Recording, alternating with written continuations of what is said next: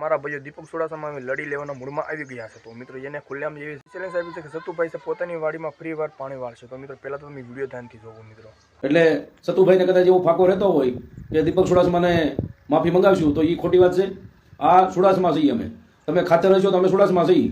અમે પાછા વળવાના નથી અને અમે અમારા સમાજના હક અને અધિકાર માટે લડીએ છીએ. અમારા પૂર્વજોના સન્માન માટે અને સ્વાભિમાન માટે લડીએ છીએ.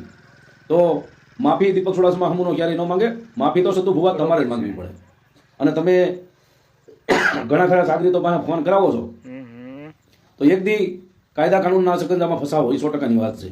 ત્યાં તમારી માળવાળી મેલડીમાં તમને ક્યારેય બચાવ આવે તો કહેજો, પણ તમે જે ધર્મના નામે જે ધતિંગ કરો છો એનો પર્દાફાશ દીપક ચુડાસમા કરશે એ 100%ની વાત છે. અને ન્યાય એકવાર પાછા તમને પાવડો લઈને જો પાણી ન વળાવું ને તો એ દીપક ચુડાસમા મટી જાઓ. તમે જ્યાં ભૂવાપણી કરો છો, તાવામાં જે ખેલ કરો છો અને એ ખેલ બંધ ન કરવું ને તો એ દીપક ચુડાસમા નહીં. કારણ કે વાત અમારે ખાલી એક સ્વાભિમાનની હતી, અમારા પૂર્વજોની અપમાનની હતી, અમારા સમાજના એક જે તમે અપમાન કર્યું હતું એની હતી.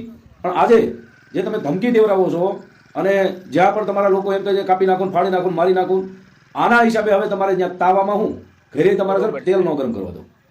બરાબર? એટલે હવે એ સતુ ભુવા તમને એ તમારી વાડીમાં જો પાવડો લઈને પાણી ન વળાવું ને તો હું એક ગોરાવા એક દેવી પૂજકનો દીકરો નહીં.